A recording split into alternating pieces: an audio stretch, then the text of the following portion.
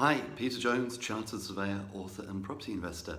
And today we're going to think about one of the absolute fundamentals of property investing. Now, we often think about the term appreciation as meaning an increase in the value of the property.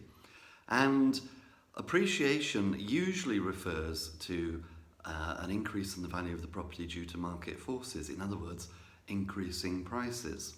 But there's a similar term, which is probably American in origin, which is forced appreciation, which is where we, the investor, make the value of the property go up. So how do we do that? Well, we can do that in many, many different ways. For example, by extending the property, by doing a loft conversion, by converting the property from one use to another, by getting planning. All of those things are great, but they're somewhat complex. One of the easiest and most simple ways to add value to a property is by doing a simple refurb. And that's why, generally speaking, pretty much every property I've ever bought has required a refurb. And some investors will go so far as to say that they will never buy a property where they can't add value. So a simple refurb to me would be a new kitchen, bathroom, redecorating and carpets.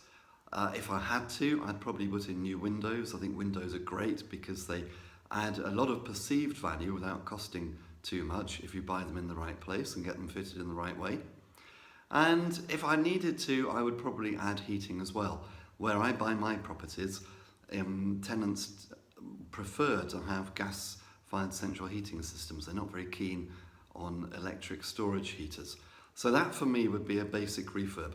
Primarily I'll be looking for a property where I just need to put in a new bathroom, kitchen, give it a lick of paint and some new carpet. So how do we find these properties?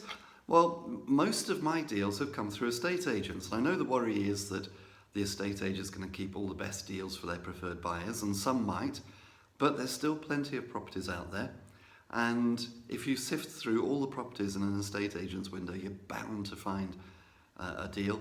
Go to all the estate agents in your area and you're going to be going through hundreds of potential deals. There's bound to be something there. If, though, you don't like the idea of buying through estate agents, you could always try going direct to vendor. Advertising in the local paper or leafleting a target area can be a great way of finding properties for refurbing. Now, when we buy the property, key thing is, it sounds very obvious, but sometimes we can get a bit carried away in our excitement, but a key thing is not to overpay for the property. Because of the homes under the hammer crowd, there's a lot of competition for properties which could be described as a project. So be very careful on that, don't get carried away, think about the figures. One of the key things we need to do is to think about the value of the property once the refurb is finished. Once we know the end value, then we can start working back to make sure that we don't overpay, because we can then make sure that we have a very accurate budget for the works, and then taking that into account and taking into account the end value of the property, we can then decide how much we want as a profit, and we need to have a profit, and then we can work out how much we can afford to bid for the property.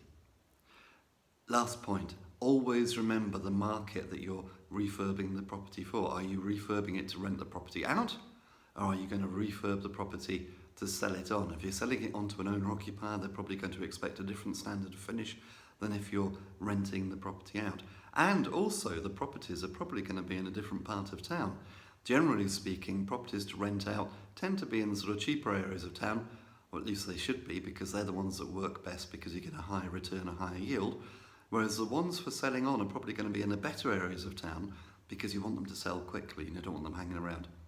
So there we are. There's a few thoughts on refurbing. If you're interested in refurbing, you might be interested in my ebook, The Successful Property Renovators Workshop, which is available on my website, www.thepropertyteacher.co.uk, and I look forward to seeing you soon. Here's to successful property investing.